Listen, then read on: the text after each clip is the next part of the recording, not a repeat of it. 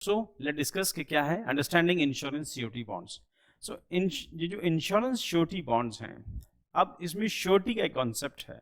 For example कि आप एक घर बनाना चाहते हैं और आपने घर में जाने का एक स्पेसिफिक मुहूर्त है जो आपको बाबा जी ने बताया है या पंडित जी ने बताया है कि स्पेसिफिक डेट को ही आपको घर के अंदर जाना है, और आपने अपना जो ठेकेदार है, जो भी आपका जो कॉन्ट्रैक्टर है, आपने उससे कह दिया कि मेरे को एक स्पेसिफिक डेट को घर बना होना चाहिए, ये मेरे घर का डिज़ाइन है, ये इसका आर्किटेक्चर है, ये इसमें इतना इतना काम होगा, ये एरिया इससे रखेंगे, ये इसका फर्श होगा। आपने सब क्लियरली डिफाइन कर दिया और दोनों के बीच में एग्रीमेंट हो गया कि हम घर बना के देंगे। पर आप चाहते मेरे को श्योरिटी चाहिए भी, तुम बना के दोगे।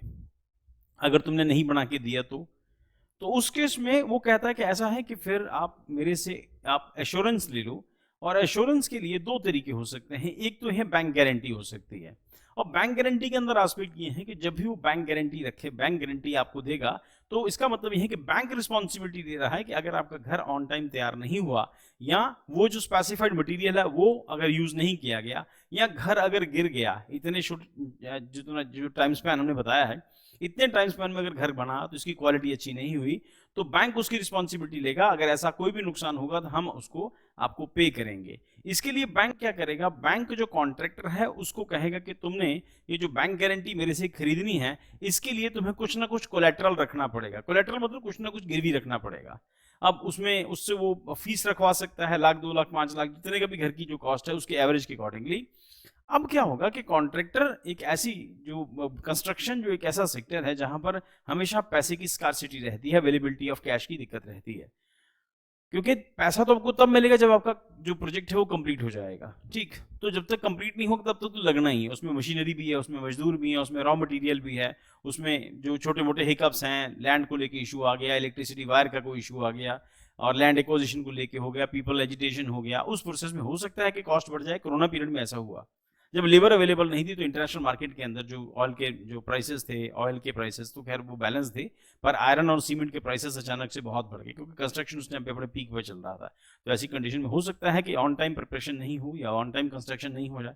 तो ऐसी कंडीशन में बैंक जो आपसे श्योरिटी ले रहा है, इसका मतलब आपके पास वर्किंग कैपिटल तो पहले ही कम हो गया। वर्किंग कैपिटल कम हुआ क्योंकि आपने बैंक को गारंटी दे दी। अब नाउ द पॉइंट इज, अब बैंकों ने कहा कि भाई ऐसा है, ये अपने से दादी अपने बस की बात नहीं है, क्योंकि यहाँ पर रिस्पॉन्सिबिलिटी जो थी वो एसबीआई या फिर बैंक ले रहा था, या बैंक को रेगुलेट करने वाली जो अथॉरिटी है वो आरबीआई कर रहा था। उन्होंने कहा कि ऐसा इसका सब्सटीट्यूट ढूंढो, इसके लिए इंश्योरेंस कंपनीज को ले आओ। अब इंश्योरेंस कंपनी उसके बीच में आती है, तो वो बॉन्ड इशू करती हैं। बॉन्ड में भी यही कंडीशन है, अगर ऑन टाइम प्रिपेयर नहीं हुआ तो बॉन्ड में ये है कि कोलेटरल रखने की जरूरत नहीं है। सबसे बड़ा एडवांटेज बॉन्ड का ही है। आपने बॉन्ड्स खरीदे हैं, आपको उसको पेमेंट कर दी, जितनी भी उसकी पेमेंट बनती है बॉन्ड की आपने पेमेंट कर दी, नहीं होगा तो इंश्योरेंस कंपनी पे कर देगी, जैसे इंश्योरेंस होती है वैसे ही। ठीक, जो भी उसका प्रीमियम लेगी, जो बैंक जो इंश्योरेंस कंपनी उसका प्रीमियम लेगी, ऑब्वियसली प्रीमियम लेगी। बैंक कोई इंश्योरेंस कंपनी बच्चा तो नहीं है, वो भी कुछ ना कुछ गारंटी, उसका ट्रैक रिकॉर्ड देख के, उसकी कुछ ना कुछ उसको वार्निंग्स दे के, या फिर कुछ ना कुछ रिस्ट्रिक्शंस का प्रोविजन दे के उसको ऐसा करेगी। तो इट मीन्स ये कि आपको सरकार को, दूसरे सेंस में हम लोग सकते हैं, सरकार को पुल बनाना है, कुछ सड़क बनानी है, सरकार एश्योरेंस चाहती है ना उस इंडिविजुअल से जो कॉन्ट्रैक्टर है, किससे, कि तुम हमें बना के दे दोगे, यही मटेरियल तुम यूज करोगे, तुम्हारा पुल कोलैप्स नहीं करेगा। तो इस कंडीशन में वहां पर उसके पास जो इंश्योरेंस कंपनी है वो आएगी, और वो ये जो श्योरिटी बॉन्ड्स हैं वो उस कंडीशन में उसको बाय कर लेगा और श्योरिटी बॉन्ड से पेमेंट हो जाएगी। बस दैट्स इट, इतना ही है इसके अंदर।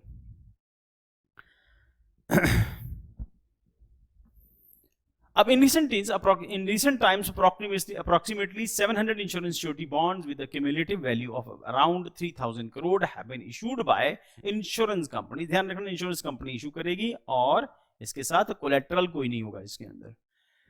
This surge follows the government decision to elevate the status of these bonds, aligning them with bank guarantee for all public procurement endeavors. What constitutes surety bonds? Surety bonds epitomize, ये बेटा यहाँ diagram देख लेना, यहाँ पर जो surety है ये इंश्योरेंस कंपनी है, ये जो प्रिंसिपल है ये वो कॉन्ट्रैक्टर है, ठेकेदार है, और यहाँ पे जो ऑब्लिजी है, ये जो ऑब्लाइजी है, ये ऑब्लाइजी वही है जिसने काम करवाया। तो हम लोग मोटे तौर पे मान के ये सरकार है, ये ठेकेदार है, और ये इंश्योरेंस कंपनी है। तो इंश्योरेंस कंपनी श्योरिटी बॉन्ड इसको इशू करेगी, ऑब्वियसली तो इनको इशू करेगी, ये पेमेंट करेगा उसको, उसके बाद फिर उसकी इंश्योरेंस हो जाएगी, हाँ भाई ये ठीक करके देगा।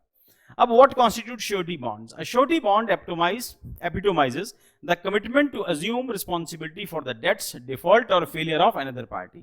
अगर टाइम पे बनके तैयार नहीं हुआ, डिफॉल्ट कर दिया इसने, ये बीच में से भाग गया ठेकेदार आधा काम करके, या फिर जो भी डिफॉल्ट किए इसने या डेट्स इसके ऊपर हो गए, तो फंक्शनिंग एज अ ट्रिपराइट एग्रीमेंट, 3 हिस्से हो गए इसके, और it involves only one entity, the surety, pledging to guarantee the performance of obligations of second party, the principal, a third party, the obligee, principal and obligee. So insight into the insurance surety bonds. These bonds represent a financial instrument wherein insurance firms assume the role of surety. तो यहां पर जो insurance companies है वो surety का role play करेंगी, offering financial assurance that contractors will fulfil their contractual obligation, जो भी मेंशन किया है आपको फुलफिल करके देगा as stipulated. Essentially they serves as risk transfer mechanism with insurers wooing to compensate beneficiaries और obligees in the event of principal's failure to fulfil their commitment. अगर ठेकेदार या कॉन्ट्रैक्ट जो कंस्ट्रक्शन कंपनी है या कॉन्ट्रैक्टर है अगर पूरे टाइम पे नहीं करके देगा या खराब बना के देगा तो ये बॉन्ड काम करेगा वहां पे। तो की प्लेयर्स कौन कौन से इसके आएंगे? द श्योरिटी यानी कि insurance company, they furnish the financial guarantees to the obligee beneficiary. Obligee और beneficiary for example government infrastructure development authorities, ये जो ऑब्लिजी हो जाएंगे। The party necessitate the surety and typically benefit from the surety bonds. और अगर आपको इसके बारे में और जो है और डिटेल में जानना है तो इससे पिछली क्लास के अंदर हम लोगों ने जो टाइप्स ऑफ पीपीपीज किया था, है ना, और उसको एक बार जाके देख लेना, क्योंकि उसमें भी यही है कि अल्टीमेटली गवर्नमेंट को पैसे की जरूरत है या कॉन्ट्रैक्टिंग जो कंपनी है उसको पैसे की रिक्वायरमेंट होगी, तो कहाँ से आएगा? फिर उसको यहाँ से वो पैसा मिल सकता है, क्योंकि या पैसा तो खैर उसको अपने आप से खुद से जनरेट करना वो एक अलग एस्पेक्ट है, बट ये है कि एश्योरेंस के लिए गवर्नमेंट जो है इस तरह के श्योरिटी बॉन्ड्स में रिलाई कर सकती है। रिसेंट में यही हुआ, और जहाँ जहाँ पर बॉम्बे दिल्ली एक्सप्रेस हाईवे बन रहा है, दिल्ली से लेके बॉम्बे तक का जो एक्सप्रेस हाईवे बन रहा है उस हाईवे के अंदर अब उन्होंने श्योरिटी बॉन्ड्स ले आए, तो इसका मतलब ठेकेदारों को काम करना आसान हो गया। उसके बाद ठेकेदारों को भी एक बाइंडिंग होगी उनके ऊपर कि उनको टाइमली फिनिश करना उनको अपना project. So eligibility and procurement principal हम लोग डिस्कस कर लिया, वही ऑनर और द कॉन्ट्रैक्टर है। The entity procedure to surety bonds from an insurer to guarantee committing to fulfil contractual obligation, जो भी वहां पे मेंशन किए उनको फुलफिल करेगा। एलिजिबिलिटी एंड प्रोक्योरमेंट क्या कहता है? Insurance companies issue surety bonds on the behalf of contractor, उसके कॉन्ट्रैक्टर के बिहाफ के ऊपर इशू करेंगे, और बिजनेस ओनर जो भी हैं to entities awarding project. These bonds serves as guarantee against future work perform to the ऑब्लिजी।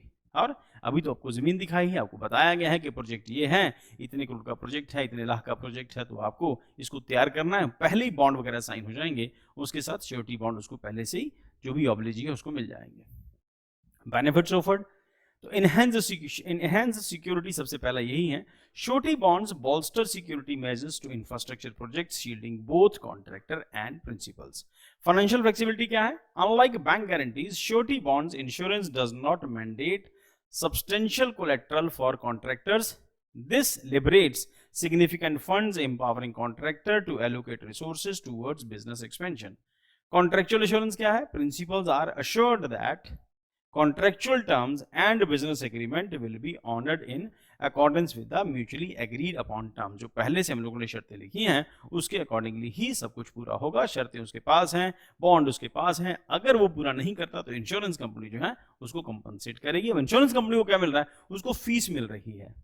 जैसे आप इंश्योरेंस कराते हैं, आप फीस पे करते हैं, इसका मतलब जरूरी थोड़ी कि हर आदमी मर ही जाता है जो इंश्योरेंस बाय करता है। तो एक अश्योरेंस रहती है कि हाँ भी अगर ऐसा हो गया तो आपको पैसे मिल जाएंगे। तो यहाँ पर भी यही है, कंपनी की अपनी रेपुटेशन भी तो है, वो भी अफेक्ट होगी अगर ऑन टाइम प्रिपेयर नहीं करके देंगे तो।